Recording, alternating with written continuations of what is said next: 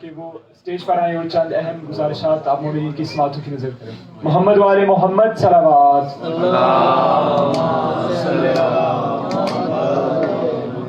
ماشاءاللہ جی ماشاءاللہ.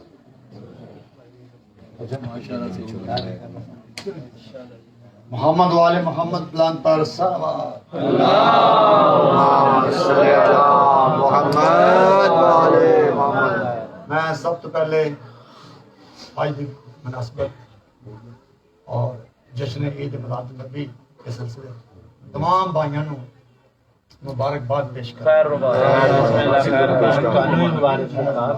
میں بالخصوص اپنے بھائی منشا صاحب تشریف لائے، ان کو دعوت دی.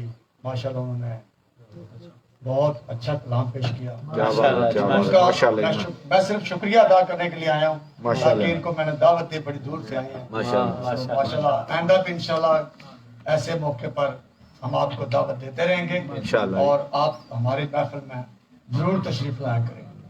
جہاں ذکر اہل بیت علیہ السلام ہوتا ہے، رب کائنات کا ذکر ہوتا ہے، تو اس میں کوئی ایسی پریشانی والی بات نہیں ہے اور انشاءاللہ ہم آپ کا ساتھ دیں گے، تعاون کریں گے ہر قسم کا انشاءاللہ.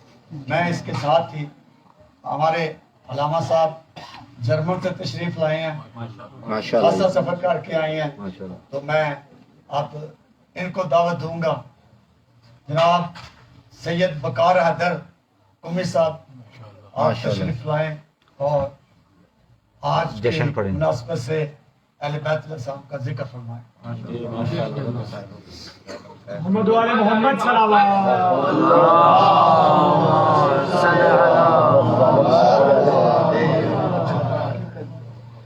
نعرہ تکبیر، نعرہ رسالت، نعرہ حیدری، حسینیت.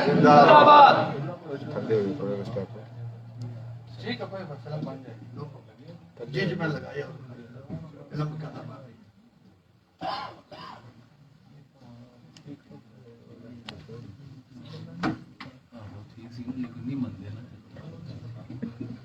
السلام علیکم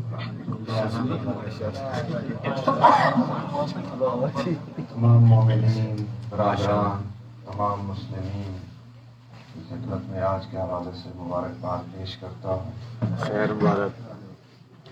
وہ ہستی کہ جو عالمین کے لیے رحمت ہے، بے شک بے شک. صرف انسانوں کے لیے نہیں، انسانوں کے علاوہ بہت ساری دنیا ہے، بہت سارے عالم ہیں، تو تمام عالمین کے لیے جو رحمت ہے اس کی آمد پر آپ حضرات کی خدمت میں بلکہ تمام مخلوقات کی خدمت میں مبارکباد پیش کرتے ہیں. نبی اکرم صلی اللہ علیہ وآلہ وسلم کی ولادت باسعادت کے موقع پہ تمام مخلوقات خوش ہیں، کیونکہ یہی ہستی ہے جو مقصود کائنات ہے، جن کے صدقے میں اللہ تعالیٰ نے اس کائنات کو خلق کیا ہے. جب ہم ان کو مبارکباد پیش کریں گے تو وہ بھی ہمارے لیے دعا کریں گے تمام مخلوقات. تو نبی اکرم صلی اللہ علیہ وسلم کی ذات پر بآواز بلند صلوات پڑھو.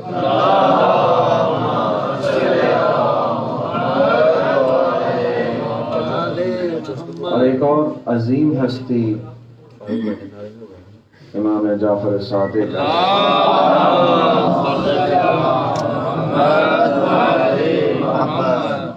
کیونکہ ان کی باسعادت بھی اسی دن ہے، تو اس حوالے سے بھی آپ کی خدمت میں ہدیہ تبریک پیش کرتا ہوں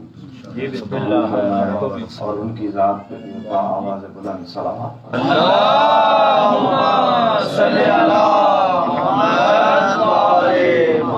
اعوذ باللہ من الشیطان الرجیم، بسم اللہ الرحمن الرحیم. الحمد للہ رب العالمین، بارئ الخلائق اجمعین، باعث الانبیاء والمرسلین، والصلاة والسلام علی عبد المؤید الرسول المسدد خاتم الأحمد المصطفى الأمجد حبيب إله العالمين أبي الزهراء محمد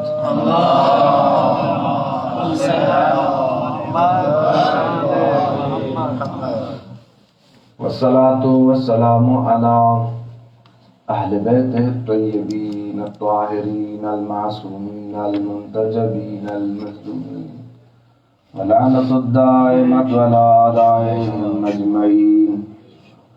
أما بعد فقد قال الله تبارك وتعالى في محكم كتابه ومتقن خطابه بسم الله الرحمن الرحيم يسبح لله ما في السماوات وما في الأرض الملك القدوس العزيز الحكيم هو الذي بعث في الأميين رسولا منهم يتلو عليهم آياته ويزكيهم ويعلمهم الكتاب والحكمة وإن كانوا من قبل لفي ضلال مبين.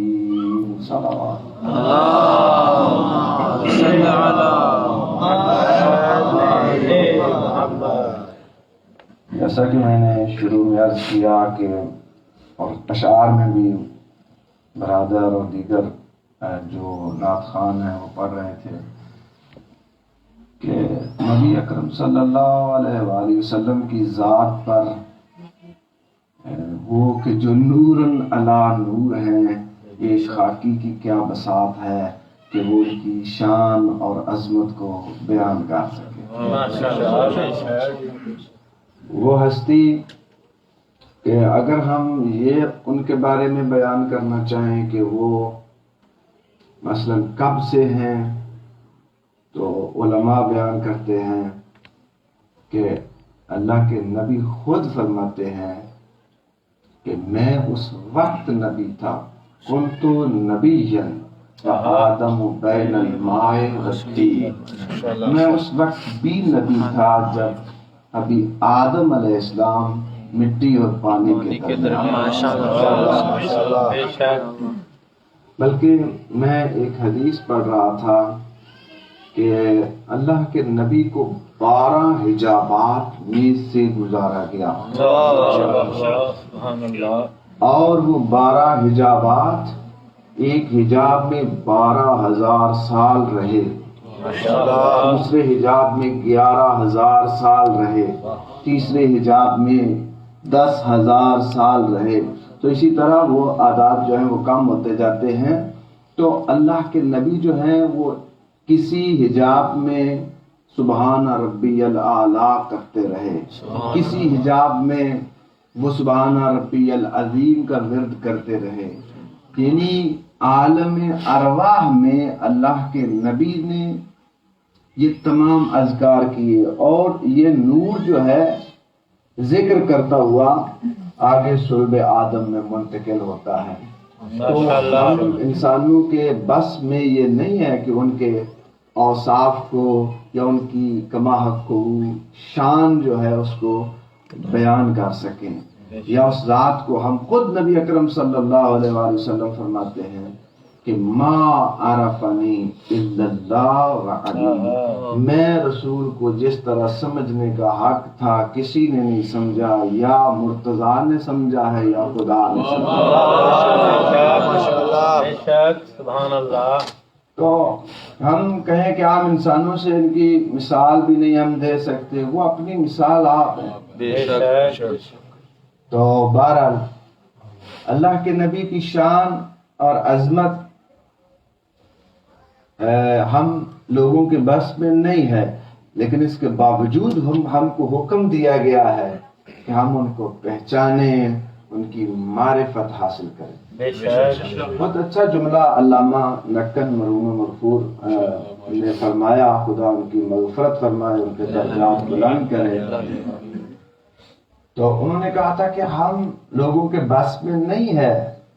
دیکھیے ایک بندہ جو فرض کریں جو 10 سال کا ہے اس کو نہیں پتا 20 سال میں انسان پر کیا گزرے گی، جو 20 سال کا ہے اس کو نہیں پتا 50 سال میں انسان پر کیا گزرے گی، یا جن انسان کی جتنی وسعت ہوتی ہے اسی حساب سے وہ جان پاتا ہے۔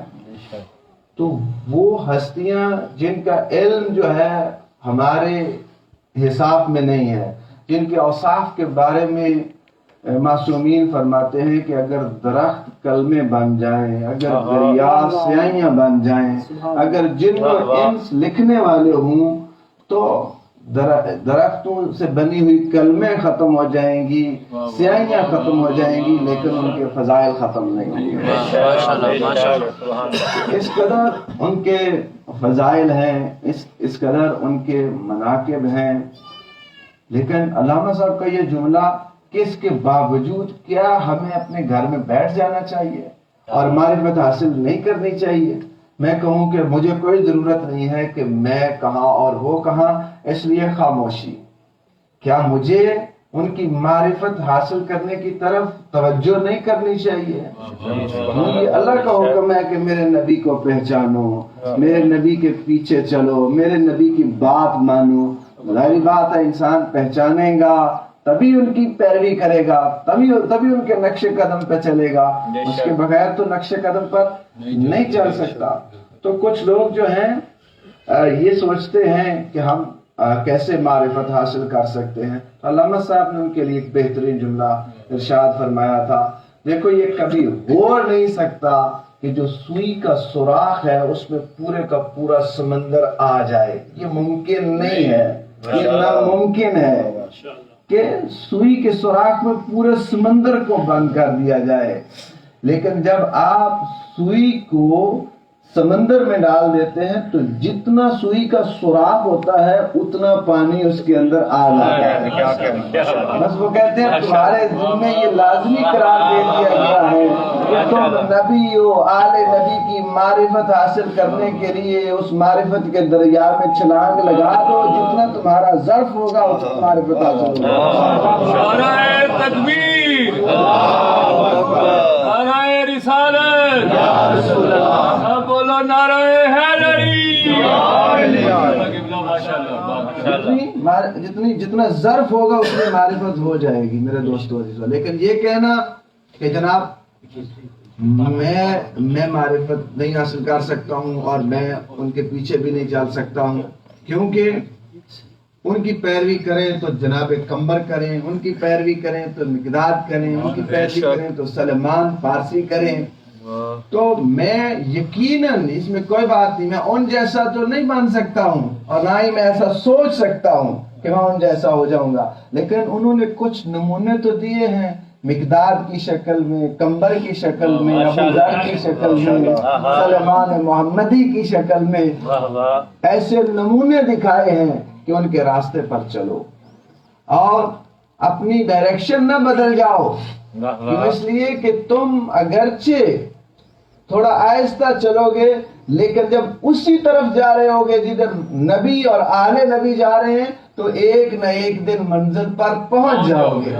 لیکن جب اپنا راستہ ہی بدل جاؤ تو پھر چاہے تمہاری بڑی بھی سپیڈ ہو، جتنی سپیڈ بڑھاتے جاؤ گے اتنا ہی نبی اور آل نبی سے دور ہو جاؤ گے۔ راستہ وہی اختیار کرو جو ان کا راستہ ہے۔ صلوات علی محمد اللہم صلی علی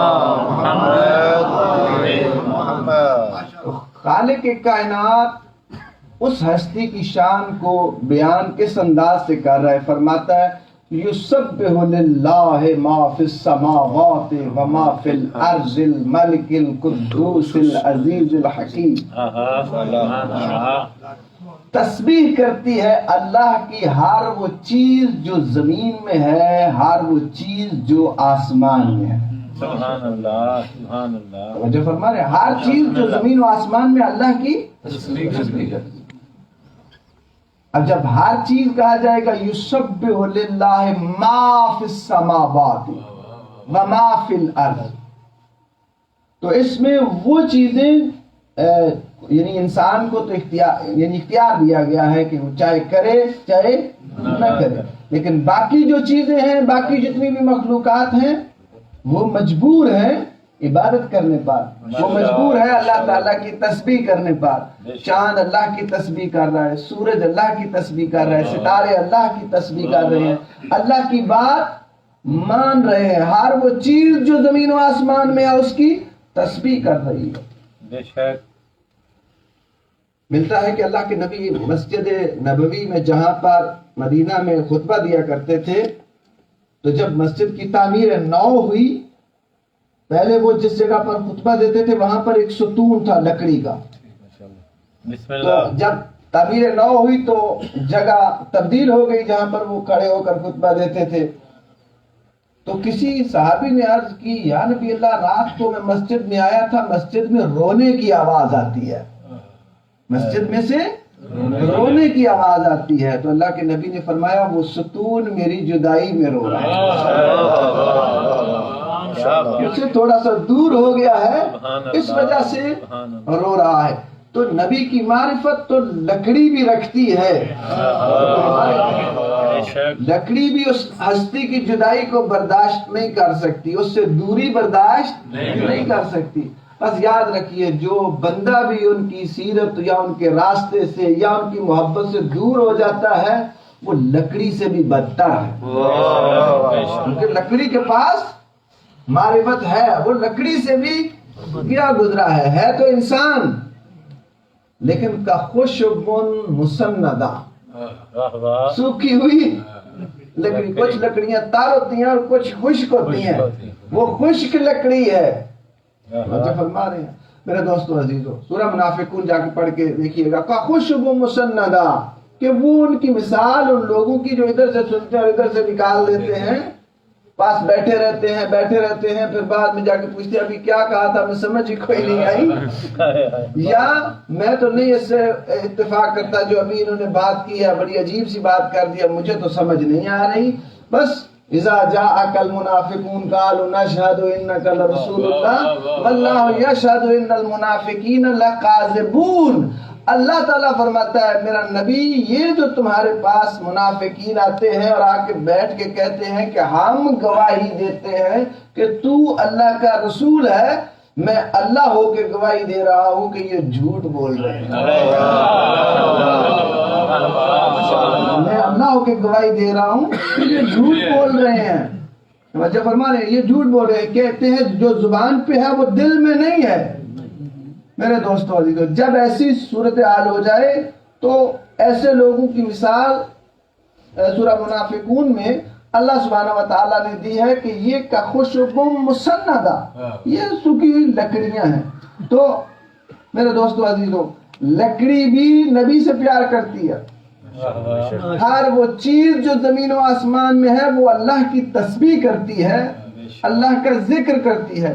اللہ کے ایک بڑے جلیل القدر نبی حضرت موسیٰ علیہ السلام کلیم اللہ ہیں، محراب مسجد میں بیٹھے ہیں، سامنے سے ایک کیڑی گزری ہے اور دیکھ کے کہتے ہیں بارہ الہ، اس کو تو نے کیوں پیدا کیا؟ کہا اے ذرا قوت گویائی لے اور غور سے سن وہ کیڑی کیا کہہ رہی ہے۔ جب غور سے سنا تو وہ کیڑی بھی یہی کہہ رہی تھی، بارہ الہ اس کو کیوں بنایا؟ ہم تھوڑے تھے تیری عبادت کرتے ہیں۔ نعرہ تکبیر، نعرہ رسالت، من تو مولا، پیغمبر کا مولا، جبریل کا مولا، نبیوں کا ناصر، ہم سب کا مولا، میرا فاتح خیبر، میرا ساقی کوثر، نمبس کلندر، نمبس کلندر، نعرہ حیدری۔ ہر چیز خدا کی تسبیح کرتی ہے میرے دوستو عزیزو، اور اللہ سبحانہ و تعالیٰ فرماتا ہے کہ یسبح للہ ما فی السماوات و ما فی الارض الملک القدوس العزیز الحکیم هو الذی بعث فی الامیین۔ اس ہستی کے کیا کہنے کہ جس کو اللہ تعالیٰ اپنے تعارف کا ذریعہ قرار دے رہا ہے۔ اللہ وہ ہے کہ جس نے امیین میں سے ایک امی کو نبی بنا کر بھیجا، امیین میں سے ایک امی کو نبی بنا کر بھیجا۔ وہ کیا کرتا ہے؟ یتلو علیہم آیاتہ، وہ لوگوں پر قرآن کی آیتوں کی تلاوت کرتا ہے، وَيُزَكِّيهِمْ، اور لوگوں کے نفسوں کو پاک کرتا ہے، سبحان اللہ، اور کتاب و حکمت کی تعلیم دیتا ہے۔ یہ اس کا کام۔ اس سے پہلے لوگ کھلی گمراہی میں تھے، وَإِن كَانُوا مِن قَبْلُ لَفِي ضَلَالٍ مُبِينٍ، اس سے پہلے لوگ کھلی گمراہی میں پڑے ہوئے تھے۔ میرے دوستو عزیزو، اس ہستی کی عظمت اور شان کے کیا کہنے کہ جس کو اللہ تعالیٰ اپنے تعارف کا ذریعہ قرار دے رہا ہے کہ میں وہ خدا ہوں، وہ اللہ ہوں جس نے نبی بنا کر بھیجا ہے، اور وہ نبی یہ کام کرتا ہے۔ میرے دوستو عزیزو، ظاہری بات ہے کہ وہ ایک بالکل عجیب چیز ہے جس کو اللہ تعالیٰ نے خلق کیا ہے اور جس کو اپنی عظمت کا ذریعہ قرار دے رہا ہے، اور وہ کوئی اور نہیں، اللہ کے نبی ہیں، آخری نبی جن کو وہ اپنے تعارف کا ذریعہ قرار دے رہا ہے۔ اور پھر فرماتا ہے کہ یہ وہ نبی ہے کہ جس کو میں نے مکہ میں بھیجا۔ بعض لوگ امی کا ترجمہ جو ہے وہ ان پڑھ کرتے ہیں، یقیناً ڈکشنری میں امی کا ترجمہ ایک ان پڑھ بھی ہے، لیکن اس میں اگر یہ کہا جائے کہ نبی کسی سکول میں نہیں پڑھے، کسی ماسٹر کے پاس نہیں پڑھے، کسی ٹیچر کے پاس نہیں پڑھے، کسی کے سامنے سیکھنے کے لیے زانو ادب طے نہیں کیے، ان کا علم کسی بندے کی طرف سے نہیں ہے، ان کا سارا علم خدا کی طرف سے ہے۔ نہ یہ کہ ایک لفظ ان کے لیے بولا جائے کہ وہ ان پڑھ تھے۔ توجہ فرما رہے ہیں آپ سے، اس سے پہلے ان کو کوئی اتنی سمجھ نہیں تھی یا پتہ نہیں تھا۔ توجہ فرما رہے ہیں آپ صاحبان۔ جب شان بیان کی جاتی ہے قرآن مجید میں تو اللہ سبحانہ و تعالیٰ فرماتا ہے بسم اللہ الرحمن الرحیم الم نشرح لک صدرک ووضعنا عنک وزرک الذی انقض ظہرک ورفعنا لک ذکرک۔ اے میرا حبیب، کیا ہم نے تمہارے سینہ بیکینہ کو علم کا خزینہ نہیں بنا دیا؟ اور اگر میں یہ ترجمہ کروں کہ یا نبی اللہ، کیا ہم نے آپ کے سینے کو چیرا نہیں اور اس میں سے ہم نے وہ گندگی نعوذ باللہ من ذالک نکالی نہیں ہے؟ ہم نے آپ کے سینے کو صاف نہیں کیا؟ اس سے پہلے آپ کے سینے میں یعنی رکاوٹ تھی، جس طرح کے کچھ ہمارے مسلمان بھائی جو ہیں اس طرح بیان کرتے ہیں کہ جبریل امین آئے، جبریل امین نے کہا اقرا، پڑھیے، تو اللہ کے نبی کہتے ہیں میں کیا پڑھوں، مجھے تو کچھ پڑھنا ہی نہیں آتا۔ تو پھر انہوں نے اپنے سینے سے لگا لیا اور پھر سینے سے لگا کے پھر تھوڑا سا دبایا، پھر کہا پڑھیے، کہا اب بھی کوئی فرق نہیں پڑا۔ تو پھر آپریشن کیا، ان کے دل کو نکال کے لے گئے اور جا کے پھر حوض کوثر سے اس کو دھویا، پھر دھو کے پھر لا کے پھر دوبارہ اس کے اندر جو ہے وہ فٹ کر دیا، اور پھر کہا اقرا، پڑھیے، تو پھر نبی نے فر پڑھنا شروع کر دیا۔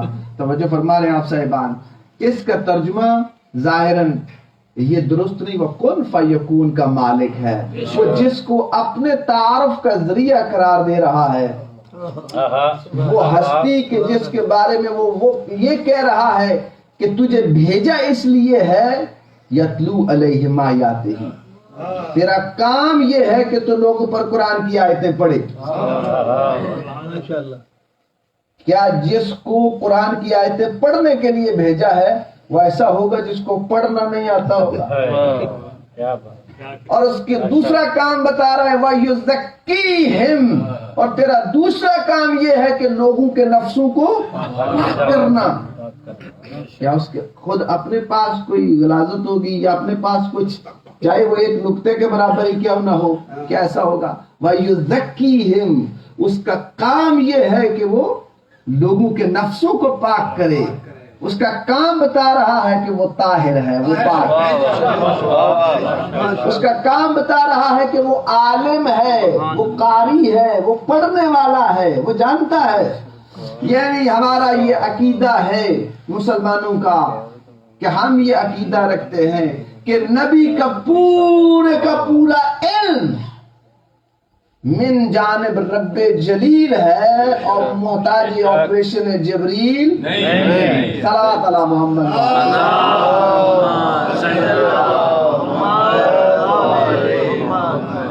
توجہ فرما رہے ہیں آپ صاحب۔ تو امی کا مطلب قرآن مجید میں مکہ شہر کو ام القرا کہا گیا۔ ام القرا کا مطلب قرا قریہ کی جمع ہے۔ قریہ کہتے ہیں بستی کو، اور قرا بستیاں۔ ام القرا یعنی بستیوں کی ماں۔ ماں کے لیے بھی لفظ عربی میں استعمال ہوتا ہے کیونکہ ماں بھی گھر میں مرکزیت رکھتی ہے، مرکزی حیثیت رکھتی ہے، اس کے بغیر گھر چل نہیں سکتا، اس لیے ماں کو کہا جاتا ہے۔ اور بستیوں کی ماں مکہ کو کہا جاتا ہے کیونکہ ساری بستیوں کا رخ مکہ کی طرف کیا گیا ہے، اس لیے اس بستی کو چونکہ تمام بستیوں میں اس کو مرکزیت حاصل ہے، اس لیے اس کو ام القرا کہا جاتا ہے۔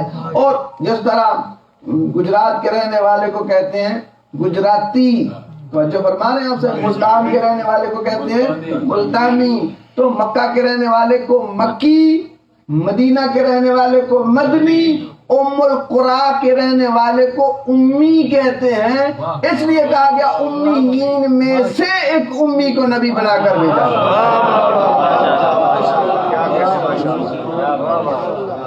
امیین میں سے ایک امی کو نبی بنا کر بھیجا گیا۔ صلوات علی محمد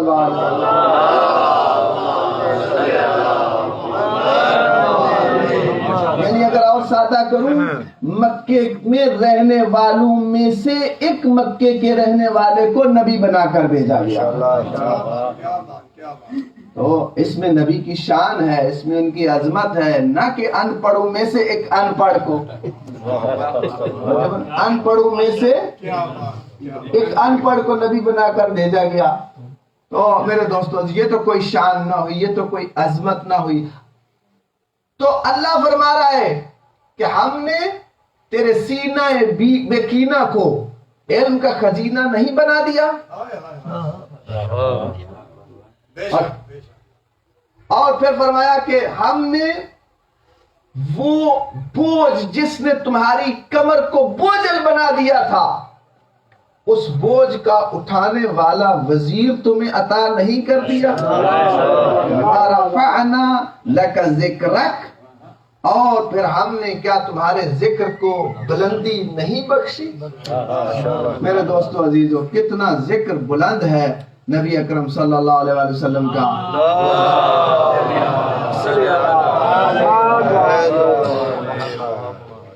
کتنا ذکر بلند ہے، کتنی رفعت بخشی اللہ تعالیٰ نے ان کے ذکر کو۔ آسمان کے جو ہے وہ کونے پہ لکھ دیا گیا کہ اللہ تعالیٰ جو ہے اس کے علاوہ کوئی معبود نہیں ہے، اور محمد مصطفیٰ اللہ کے عبد ہیں اور اللہ کے رسول ہیں۔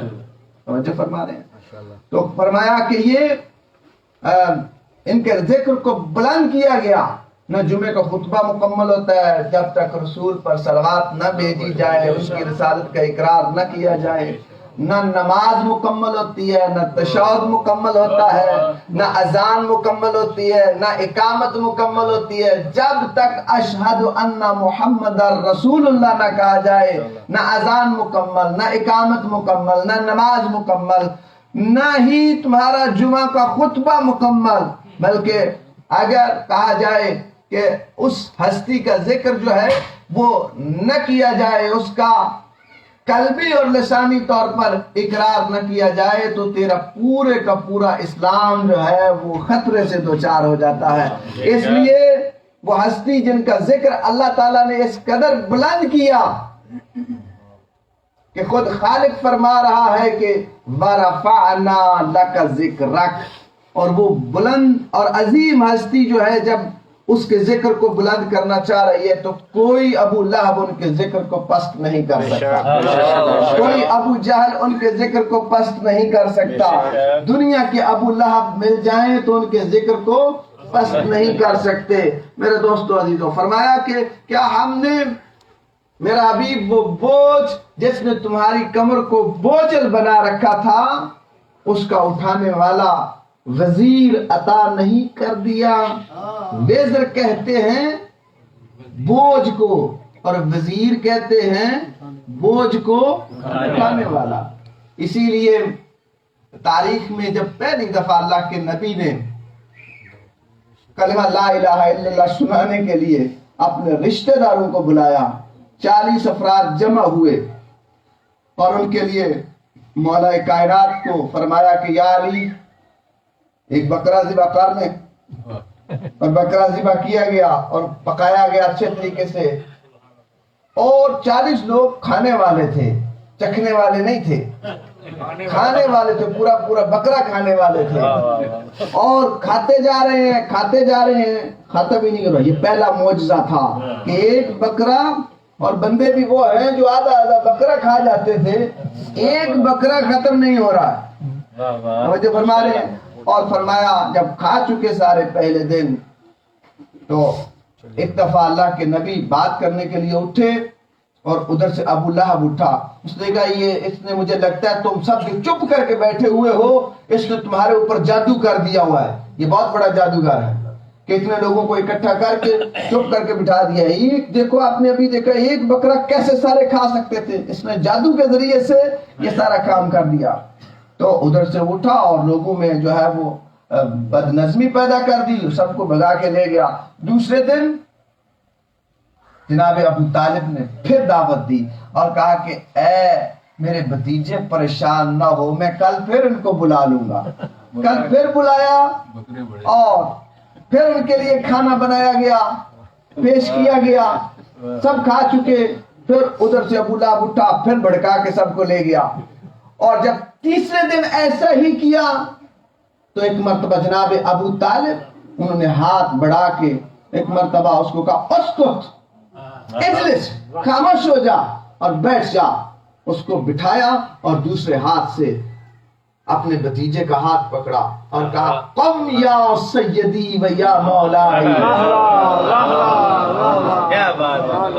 اٹھو میرے سید و سردار، جو چاہتے ہو کہو، جو ہاتھ تمہاری طرف اٹھے گا میں وہ ہاتھ کاٹ دوں گا، آنکھ تمہاری طرف اٹھے گی میں وہ آنکھ نکال دوں گا، پریشان نہ ہو، یہ تیری بات سنیں گے، اور جب تک یہ تیری بات نہیں سنیں گے ابو طالب ان کو بلاتا بھی رہے گا، انہیں کھلاتا بھی رہے گا۔ نعرہ تکبیر، نعرہ رسالت،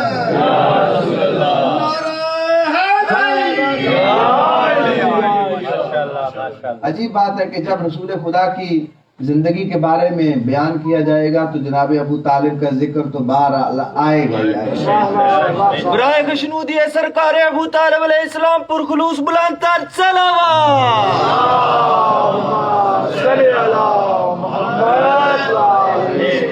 رسول اسلام کی زندگی کو اگر آپ پڑھیں تو بہت مشکل زندگی ہے۔ جب دنیا میں تشریف لائے والد موجود نہیں تھے اور 6 سال کی عمر تھی، والدہ بھی دنیا سے چلی گئی۔ 8 سال کے تھے تو ان کے دادا جناب عبد المطلب ان کا بھی انتقال ہو گیا، اور اس وقت سے لے کر جناب ابو طالب کی سرپرستی میں تھے، اور جناب فاطمہ بنت اسد کو ماں کہتے تھے۔ اور یہ اللہ کے نبی خود فرماتے ہیں کہ ماں سے بھی بڑھ کر میرے اوپر شفیق اور مہربان تھی جناب فاطمہ بنت اسد، اس قدر مہربان کہ جب کھانے کا وقت ہوتا تو کہتے اپنے بچوں کو کہتے کہ رک جاؤ جب تک میرا بیٹا محمد نہیں آ جائے گا، کھانا کھانا شروع نہیں کرنا۔ سبحان اللہ، بے شک۔ کون ماں ہے جو اپنے بچوں کو روک دے اور بھتیجے کا انتظار کرے؟ بھتیجا نہیں تھا، وہ سمجھ رہی تھی اس بات کو کہ یہ اللہ کا کوئی خاص بندہ ہے، یہ اللہ کا رسول ہے۔ اور ایک مرتبہ جب جناب فاطمہ بنت اسد، چونکہ جب نبی اکرم صلی اللہ علیہ وسلم کی ولادت ہوئی تو جناب فاطمہ بنت اسد پاس تھیں، اور جو انہوں نے اس وقت کے حالات جو تھے جب آ کے جناب ابو طالب کو بتائے تو جناب ابو طالب دیکھ کے فرماتے ہیں کہ یہ کوئی عام ہستی نہیں ہے جو دنیا میں آئی ہے، اس کا ناصر و مددگار اللہ تعالیٰ تیرے وطن سے دے گا۔ جناب ابو طالب اس قدر معرفت رکھتے تھے، یہ وہ گھرانہ تھا، یعنی نبی وہ ہوتا ہے کہ جس کی پرورش کرنے والا، جس کے پیچھے نسب میں جس کے جو بھی ان کے سرپرست رہے ہیں، کوئی بھی کافر نہیں ہوتا، کوئی بھی مشرک نہیں ہوتا ہے۔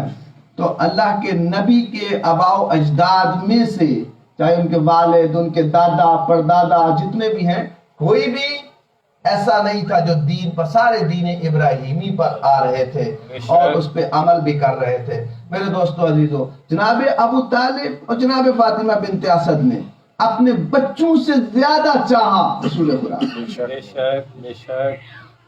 جب خطرہ محسوس کیا کہ لوگ جو ہیں وہ ان کی طرف متوجہ ہیں، کوئی ان کو نقصان نہ پہنچا دے، تو رات کے وقت جس بستر پہ رسول سوتے تھے اس وہاں سے اٹھا کے دوسری جگہ لٹا دیتے تھے اور ان کی جگہ پر اپنے بچے کو لٹا دیتے تھے، اس لیے کہ اگر دشمن نقصان پہنچانا چاہے تو میرا بیٹا کٹ جائے، رسول فرما رہے ہیں۔ اس قدر جناب ابو طالب رسول خدا سے محبت رکھتے تھے، ان سے انسیت اور عقیدت رکھتے تھے کہ میں کہتا ہوں کہ ابو طالب کوئی عام ہستی کا نام نہیں ہے، ابو طالب محسن اسلام ہے۔ انہوں نے اسلام کی خاطر طالب دیا، عقیل دیا، جعفر دیا، فاطمہ بنت اسد دی، انہوں نے اسلام کے لیے اپنا سارے کا سارا گھر لٹا دیا۔ بلکہ ابو طالب اس عظیم ہستی کو کہتے ہیں کہ جو دعوت ذوالعشیرہ میں ایک ہاتھ سے کفر کو بٹھا دے اور نبوت کو اٹھا دے۔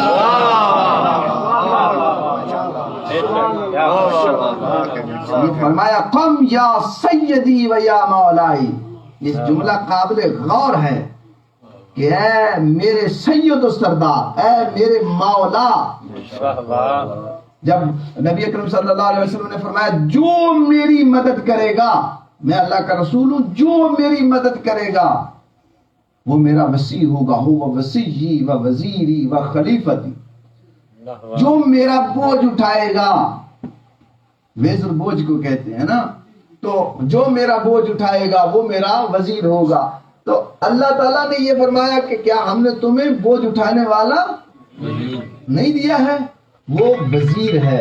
میرے دوستو عزیزو، یہ قابل غور بات ہے کہ جناب ابو طالب علیہ السلام نے اپنا سب کچھ اسلام پر خرچ کر دیا، اور یہ دنیا کو غور و فکر کرنا چاہیے کہ جناب ابو طالب اور اس کی پوری آنے والی نسل نے کس قدر اسلام کی خدمت کیا۔ آپ دیکھیے ہر ہستی، چاہے وہ علی ہیں، چاہے وہ حسن ہیں، چاہے وہ حسین ہیں، امام جعفر صادق علیہ السلام،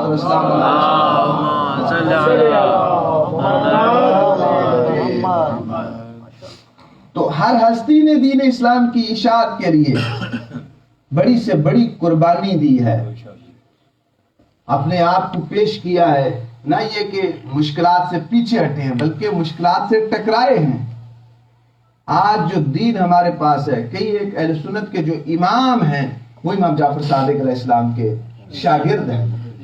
دنیا آج سائنس کے لحاظ سے جہاں پر پہنچی ہوئی ہے، وہ کہتے ہیں جی کیمسٹری کا جو بابا ہے، جو فزکس کا بابا ہے، وہ بھی شاگرد ہے چھٹے امام جعفر صادق علیہ السلام۔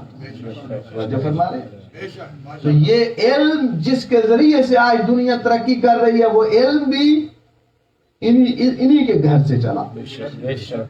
امام جعفر صادق علیہ السلام۔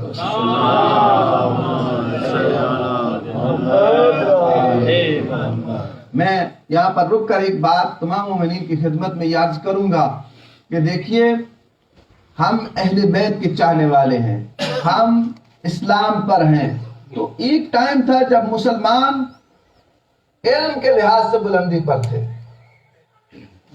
آج کے دور میں مسلمان پیچھے ہیں، مسلمان ممالک کے لوگ دوسری جگہوں پہ پڑھنے کے لیے جاتے ہیں۔ مولا علی علیہ السلام نے بھی فرمایا تھا رسول خدا نے بھی فرمایا تھا کہ یہ ایسا نہ ہو کہ اس قرآن پر عمل کرنے میں دوسرے لوگ آگے نکل جائیں۔ قرآن مجید میں سینکڑوں آیتیں ہیں کہ اللہ کی اس کائنات میں غور و فکر کرو، اللہ کی اس کائنات میں غور و فکر کرو، تدبر کرو، غور کرو۔ یہ اللہ کی آیتیں اس کائنات میں موجود ہیں، تو غور و فکر کرنے میں دوسرے آگے چلے گئے۔ مسلمان جو ہیں وہ کسی جگہ پر رک گئے ہیں۔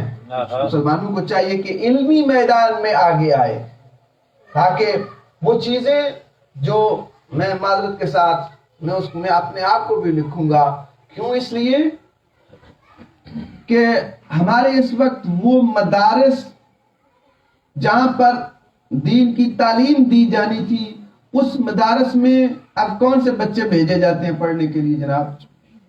وہ مرکز جہاں پہ ایک اچھا روحانی ڈاکٹر جو بنا کر نکال رہے ہیں، فیکٹریاں جو لگی ہوئی ہیں مدارس میں، کس بچے کو بھیجا جاتا ہے؟ ماں باپ بچے کو ڈراتے ہیں، اچھا اگر سکول نہیں نا تو پڑھنا دیتا ہے نا، میں پھر مدرسے بھیجنا۔ وہ بچے کے ذہن میں ایک سزا ہے کہ مدرسے میں جانا، جس سکول میں گیا تو ماں باپ مدرسے بھیج دیں گے، اچھا تو بندہ نہیں نا بنتا تو میں تو انہوں مدرسے داخل کرانا ٹھیک کر لیں گے۔ اگر ایک بگڑا ہوا بچہ مدرسے میں جا کر ٹھیک ہو سکتا ہے، تو اگر ہم دیکھیں کہ یہ بچہ لائق فائق ہے، اس کو میں دین کی تعلیم دوں گا، تو بتائیے وہ دین کی کتنی خدمت کرے گا۔ لیکن افسوس، حد افسوس ہے کہ مدارس میں وہی بچے بھیجے جاتے ہیں جو اسکول سے بھاگے ہوئے۔ اب کیا ہوتا ہے، اب جب وہ بھاگا ہوا، اسکول سے بھاگا ہوا پھر مدرسے جاتا ہے، مدرسے بھی ماں باپ اس لیے داخل کروا رہے ہیں، بیٹا کوئی نہ کوئی تو روزگار تجھے چاہیے۔ یہ روزگار بھی ٹھیک ہے، یہ بھی صحیح ہے، نعت پڑھ لے، قصیدہ پڑھ لے، تھوڑی تقریر کر لے اور لوگوں سے واہ واہ کروا لے اور بس اپنی جیب گرم کر اور موج کر، عیش کر۔ ہر دفعہ تجھے کھانا بھی اچھا ملے گا، پہننے کے لیے بھی اچھا ملے گا۔ تو اب بتائیے، آج ایک خاص دن پر، کیونکہ نبی کی بعثت کا مقصد اللہ تعالیٰ نے جو فرمایا قرآن کی آیتوں کی تلاوت کرنا، وَيُزَكِّيهِمْ تزکیہ نفس لوگوں کا کرنا، اور ان کو کتاب و حکمت کی تعلیم دینا، یہ 3 ڈیوٹیز ہیں نبی کی۔ اور آج اگر ایک بندہ اس منبر پر بیٹھتا ہے اور آپ لوگوں کو واعظ و نصیحت کرتا ہے اور اس کا مقصد صرف اور صرف پیسہ ہو، وہ جرمنی سے آئے اور کہے جناب پیسے کتنے دیں گے، میں آؤں گا آپ کو نبی کی بات سنانے کے لیے، رسول کی بات سنانے کے لیے، آپ میری خدمت کتنی کریں گے؟ توجہ فرما رہے ہیں آپ صاحبان، جب حالات ایسے ہو جائیں گے تو وہ روحانی ڈاکٹر تو خود ہی مریض ہے، وہ خود بیمار ہے، وہ لوگوں میں کیا علاج کرے گا؟ جو خود بیمار ہے، چاہے وہ مادیت کا بیمار ہوا ہے، مادی چیزوں کا محتاج ہوا ہے، وہ کبھی بھی ایک روحانی ڈاکٹر نہیں ہو سکتا ہے۔ ماشاءاللہ، اس لیے اللہ تعالیٰ نے ایک مثال دی، وَيُزَكِّيهِمْ۔ بھائی مولانا کی بھی، مولانا کس چیز کا علاج کرتا ہے؟ بندہ جی سڑیل ہے، اس کا علاج کریں جی، حسد بہت کرتا ہے۔ اب مولانا خود بڑا حاسد ہو، مولانا ایسے حاسد ہے کہ ایک بندے نے مولانا کی دعوت کی، 2 مولانا کو بلا لیا، جناب مولانا صاحب اس مولانا کے بارے میں آپ کا کیا خیال ہے؟ چھاڑ دے تو ہوتا ہی گدا میرا۔ اور وہ چلا گیا باتھ روم میں تو دوسرے سے پوچھا، جناب مولانا صاحب آپ کا اس کے بارے میں کیا خیال؟ مجھے تو میرا کھوتا ہے، چھاڑ پڑا ہے کہ ڈنگر میرا ہے، اس کو کیا پتا ہے دین اسلام کا۔ تو اس نے سوکھے چنے جو ہیں وہ آگے لا کے رکھ دیے نا دونوں مولانا کے درمیان، اور سوکھی دالیں لا کے رکھ دی کہ یہ کیا خاطر تواضع کر رہے ہیں؟ اس نے کہا جناب میں نے ان سے پوچھا ہے یہ کتنا پڑھے ہوئے ہیں، تو اس نے کہا کچھ نہیں پڑھے ہوئے، اور ان سے آپ کے بارے میں پوچھا تو وہ کہتے ہیں یہ کچھ نہیں پڑھے ہوئے، تو پھر اس نے آپ کو گدھا کہہ دیا، آپ نے اس کو گدھا کہہ دیا، تو گدھوں کی خوراک یہی ہوتی ہے۔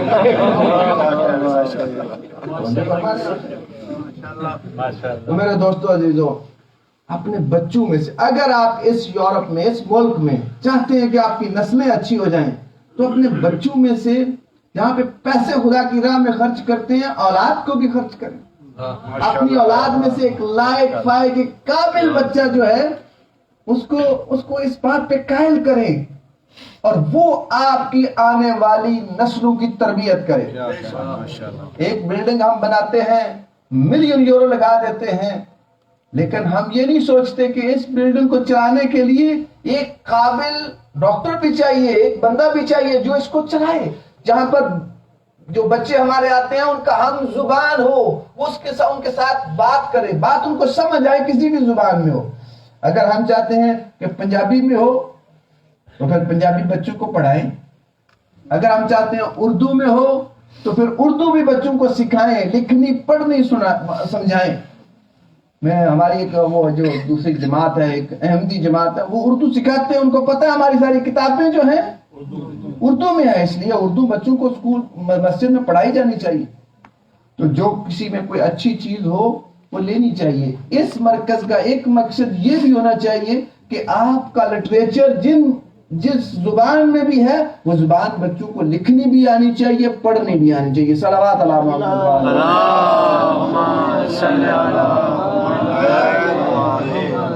تو نبی کے کاموں میں سے ایک کام ہے تزکیہ نفس کرنا, لوگوں کے نفسوں کو پاک کرنا.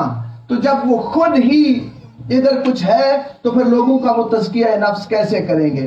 ان کا کام ہے لوگوں کو کتاب و حکمت کی تعلیم دینا. میرے دوستو عزیزو, اس لیے نبی ایک حکیم انسان تھے, حکمت سے بھرے ہوئے انسان تھے, اور لوگوں میں بہت بڑے بڑے فیصلے کرتے تھے. اللہ کے نبی نے پہلا فیصلہ جو کیا, صادق اور امین کا لقب تو انہوں نے لے لیا تھا. لوگ ان کو صادق کہتے تھے, امین کہتے تھے کہ یہ جھوٹ نہیں بولتے, یہ امانت میں خیانت نہیں کرتے. میرے دوستو عزیزو, یہ اللہ کے نبی فرماتے ہیں دیکھو یاد رکھو 3 چیزیں ہیں, ان میں تم کو یہ نہیں دیکھنا کہ سامنے والا مسلمان ہے یا کافر ہے. ماں باپ کی عزت کرو, ان کا احترام کرو, چاہے تمہارے ماں باپ مسلمان ہیں یا کافر.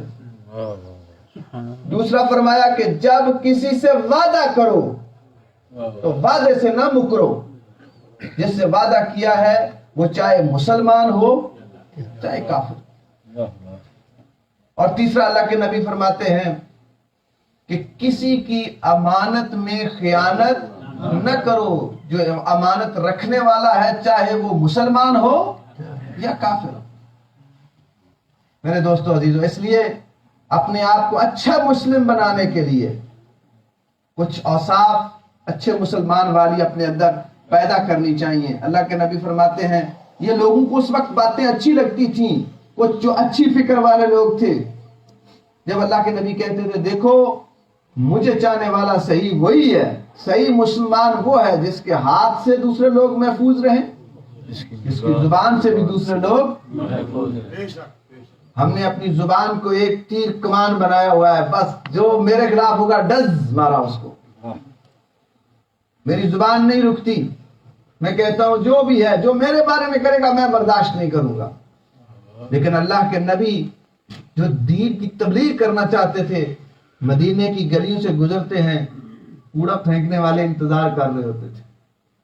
یہ اخلاق ہے.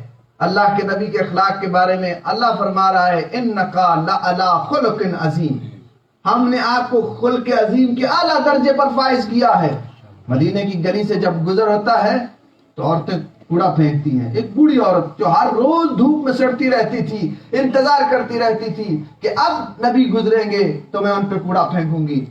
اور ایک مرتبہ کسی چاہنے والے نے کہہ دیا یا نبی اللہ آپ ایسا کیوں نہیں کرتے کہ آپ یہ راستہ چھوڑ دیں, اور بھی تو بہت ساری گلیاں جو ہیں وہ مسجد کی طرف جاتی ہیں, آپ کسی دوسری گلی سے مسجد کی طرف چلے جائیں. تو اللہ کے نبی فرماتے ہیں میں اپنا راستہ بدلنے نہیں آیا ہوں, میں اس کا دل بدلنے کے لیے آیا ہوں. اگر میں اپنا راستہ بدل لوں گا تو اس کا مطلب ہے کہ کسی ایک اور نبی کی بھی ضرورت ہے, میں تو خاتم النبیین ہوں, میرے بعد کوئی نبی آنے والا نہیں ہے. اس لیے میں اپنا راستہ نہیں بدلوں گا, میں اس کا دل بدلوں گا. اور جب ایک دن اس عورت نے کوڑا نہیں پھینکا تو اللہ کے نبی اس کے گھر چلے گئے، دیکھا وہ بستر بیماری پہ پڑی ہے، اس کے لیے کھانا تیار کرتے ہیں، اس کو کھانا پیش کرتے ہیں، اس کے گھر میں جھاڑو پوچھا کرتے ہیں، اور وہ عورت دیکھ رہی ہے، بوڑھی عورت، اور دیکھ کے کہتی ہے کہ مجھے تو لگا تھا کہ تم بدلہ لینے کے لیے آئے ہو، اب میں بیمار پڑ گئی ہوں۔ تو اللہ کے نبی فرماتے ہیں کہ نہیں، مجھے یہ معلوم ہوا کہ تم بیمار ہو اور میں تمہاری تیمارداری کرنے کے لیے آیا ہوں، اور تیمارداری یہ نہیں ہوتی جناب کیا حال چال ہے، صرف یہ پوچھنا کیا حال ہے، ٹھیک ہے، بس اس سے کیا فائدہ ہوا جی اگلے دوسرے بندے کو کیا حال ہے، بس برا ہی حال ہے، کوئی حال نہیں، اچھا میں کیا کر سکتا ہوں، میرے صلوات علی محمد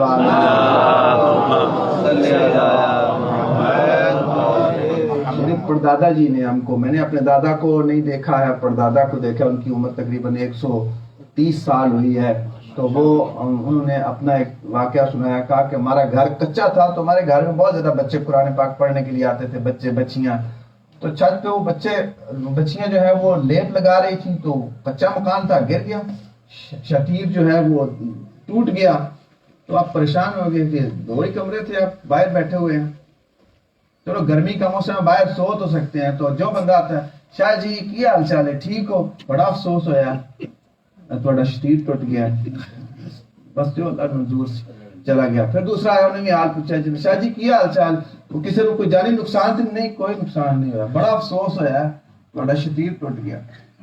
ہر بندہ آ رہا ہے پوچھ رہا ہے، تو ہمارے گاؤں میں ایک، اس کا نام تھا بڈھا چٹھا، تو وہ بندہ آیا، زمیندار تھا، اس نے آیا، اس نے دیکھا، اس کی زمین میں کافی درخت تھے، تو وہ ساتھ مستری کو بھی لے کر آیا، اور مستری کو کہتا ہے جاؤ میری زمین سے درخت کاٹو، اس کے شتیر بناؤ اور ان سجدوں کے مکان کی چھت ڈالو۔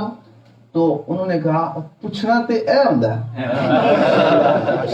پوچھنا تو اس کو کہتے ہیں کہ جو بندہ مجبور ہو گیا ہے اس کی مدد کی جائے، پوچھنا یہ نہیں ہوتا جناب کی حال چال نہیں، میں ضرور پوچھنا، آج میں فون کرنا کہ کی حال چال ہے، بس اتنا پوچھ کے میں پوچھ جائے تاکہ میرے اوپر کوئی اعتراض نہ آ جائے جناب، پوچھنا یہ نہیں ہوتا۔ اللہ کے نبی بتا رہے ہیں کہ کسی کی احوال پرسی کیسے کی جاتی ہے، جا کے اس کے گھر میں جھاڑو پوچھا کر کے، اور پھر کہہ رہے ہیں، اور پھر وہ کلمہ کیوں نہ پڑھے، ایسی ہستی کا وہ اس کا کلمہ پڑھنے کے لیے تیار بیٹھی ہوئی ہے، وہ دیکھ رہی ہے کہ یہ کوئی عام بندہ نہیں ہے، اب نبی نے اس کو نہیں کہا پڑھ کلمہ، وہاں پہ یہ ضرورت نہیں پڑے گی پڑھ کلمہ نہیں تو آئییا، ایسی ضرورت نہیں ہے، آج تم میرے قابو میں آ گئی ہے، آج میں تمہیں سزا مان مجھے میں اللہ کا نبی ہوں، نہیں، بلکہ وہ چاہتی ہے کہ میں اس کا کلمہ پڑھوں، وہ چاہ رہی ہے کہ یہ مجھے قبول کر لے کہ میں مسلمان ہو جاؤں، کہ کیا تیرا خدا مجھے قبول کرے گا، میں نے تو تیرے ساتھ بڑی زیادتیاں کی ہیں، تو اللہ کا محبوب ہے، اللہ کا حبیب ہے، اللہ کا پیارا ہے، کیا تیرا خدا مجھے قبول کرے گا؟ تو اللہ کے نبی فرماتے ہیں کہ جو میرے ساتھ تو نے کیا میں نے تو اسی وقت معاف کر دیا، اور جس کے حق میں محمد دعا کر دے یقیناً ان کی دعا اس کے حق میں قبول ہے، میرا اللہ تجھے قبول کرتا ہے کہ تو مسلمان ہو گئی ہے۔ تو ایسا کلمہ پڑھنا جو ہے، صادق آل محمد کا ایک اور واقعہ بیان کر دوں اور بات کو ختم کروں، صلوات علی محمد، صلی علی محمد وآل محمد، کیونکہ ان کی بھی ولادت پر سعادت ہے۔ ان کے پاس ایک چاہنے والا آیا صادق آل محمد کے پاس، اور وہ چاہنے والا ایسا ہے کہ کرسچن ہے لیکن ان کے علم سے بہت زیادہ متاثر ہے، کوئی تو ہم میں بات ہو اچھی جس کی وجہ سے کوئی دوسرا بندہ ہمارے پاس آئے، توجہ فرما رہے ہیں، ہمارے پاس کوئی ایک اچھا کریکٹر ہو جس کی وجہ سے وہ ہمارے پاس آئے اور کہے جناب آپ کی یہ بات مجھے بہت اچھی لگتی ہے، اور پھر بات آگے بڑھے گی نا۔ تو وہ صادق آل محمد کی صداقت، ان کے علم سے بہت متاثر ہوا۔ علم کیسا علم ہے؟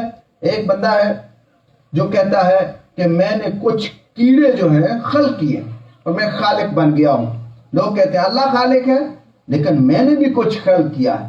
اس نے کچھ گوشت کے ٹکڑے ایک بوتل میں بند کیے ہوئے تھے، اوپر سے بوتل کو بند کیا ہوا تھا، تو اس میں کیڑے بن گئے. تو کہتا ہے دیکھا یہ ان کیڑوں کا خالق میں ہوں. تو امام جعفر صادق علیہ السلام تک بات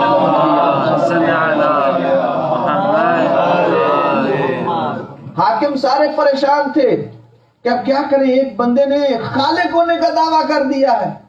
وہ حاکم تھے، عالم نہیں تھے. وہ صرف ممبر پر بیٹھنے والے تھے. ممبر پر بیٹھ کر لوگوں کی پریشانیاں نہیں دور کر سکتے تھے. پیسے سے صرف اور صرف آپ کسی کی گردن خرید سکتے ہیں، دل نہیں خرید سکتے. دلوں پر حکومت نہیں کر سکتے ہیں، کسی کو سمجھ نہیں دے سکتے ہیں. تو بہرحال مجبور ہو گئے، پریشان ہو گئے کہ ایک بندے نے خالق ہونے کا دعویٰ کر دیا، تو کیوں نہ صادق آل محمد کی خدمت میں جایا جائے اور ان کو کہا جائے کہ جناب ایک بندے نے خالق ہونے کا دعویٰ کر دیا تو ذرا اس کو لاجواب کرے. تو امام صادق آل محمد جب آئے انہوں نے کہا تو ان کیڑوں کا خالق ہے؟ کہتے جی ہاں میں ان کیڑوں کا خالق ہوں. تو امام فرماتے ہیں کیا تو ان کی تعداد کو جانتا ہے؟ آپ نے کتنے کیڑے پیدا کیے تھے؟ کہتا نہیں میں تعداد کو تو نہیں جانتا. کہا جو خالق ہوتا ہے اس کو تو پتا ہوتا ہے کہ کتنے ہیں. تو کیسا خالق ہے تو ان کی تعداد کو ہی نہیں جانتا. اچھا جو خالق ہوتا ہے اس کو یہ بھی پتا ہوتا ہے کہ اس میں کتنے نر ہیں اور کتنے مادہ ہیں. کیا تو جانتا ہے کہ اس میں کتنے نر ہیں اور کتنے مادہ ہیں؟ کہتا ہے نہیں میں نہیں جانتا. تو امام فرماتے ہیں اچھا جو خالق ہوتا ہے جب وہ اپنی مخلوق کو حکم دیتا ہے دائیں تو وہ دائیں مڑ جاتے ہیں، جب کہتا ہے بائیں تو وہ بائیں مڑ جاتے ہیں. ذرا ان کو حکم تو دے، جو دائیں جا رہے ہیں وہ بائیں کو مڑے، جو بائیں جا رہے ہیں وہ دائیں کو مڑے. کہتا ہے یہ بھی نہیں ہو سکتا، یہ میری بات نہیں مانتے. کہا تو خالق ہے ان کا، یہ تیری بات نہیں مان رہے. تو لوگوں کو متوجہ کیا امام صادق علیہ السلام نے. امام فرماتے ہیں دیکھو یہ کیڑے میں صادق آل محمد ان کی تعداد کو بھی جانتا ہوں اور ان میں کتنے نر ہیں اور کتنے مادہ ہیں میں یہ بھی جانتا ہوں. اور جو دائیں جا رہے ہیں ان کو اگر میں کہوں کہ بائیں مڑ جاؤ تو میری بات مانیں گے، جو بائیں جا رہے ہیں ان کو کہوں دائیں مڑ جاؤ تو میری بات مانیں گے. اور میں تم لوگوں کو بتا رہا ہوں. امام نے کر کے دکھایا، امام نے تعداد بتائی، امام نے ان میں سے نر کتنے ہیں اور مادہ کتنے ہیں بتائے، اور امام نے دائیں جاتے ہوئے کیڑوں کو حکم دیا بائیں مڑ جاؤ. تو امام کے حکم کی تعمیل ہوئی. بائیں جاتے ہوئے کیڑوں کو حکم دیا کہ دائیں مڑ جاؤ. تو وہ امام کے حکم کی تعمیل کر رہے ہیں اور امام نے وہاں پہ سجدہ شکر ادا کر کے لوگوں کو بتایا کہ دیکھو یہ میری بات بھی مان رہے ہیں، میں جانتا ہوں ان کی تعداد کو اور میں جانتا ہوں نر اور مادہ کو بھی، لیکن میں ان کا خالق نہیں ہوں. ان کا خالق وہ ہے جس نے مجھے بھی پیدا کیا ہے، ان کو بھی پیدا کیا. مجھے فرما رہے ہیں آپ صاحبان، میرے دوستو عزیزو. تو امام نے وہ صادق عالم، وہاں پہ بہت سارے لوگ، وہاں پہ ایک عیسائی جوان، اس نے کہا یہ بہت عظیم ہستی ہے، قائل ہو گیا. تو امام کے قریب آیا، کہتا ہے مجھے کچھ بتائیں، مجھے کچھ سمجھائیں. کافی دیر تک امام سے پڑھتا رہا، اللہ کے بارے میں معرفت حاصل کی. ایک اللہ کا قائل ہو گیا، قیامت کا قائل ہو گیا. جب صحیح اسلام قبول کر لیا تو 1 سال کا عرصہ گزر گیا. امام کی خدمت میں آیا، آ کے کہتا ہے یا امام میری ماں عیسائی ہے اور میں اپنی ماں کی خدمت کرتا ہوں،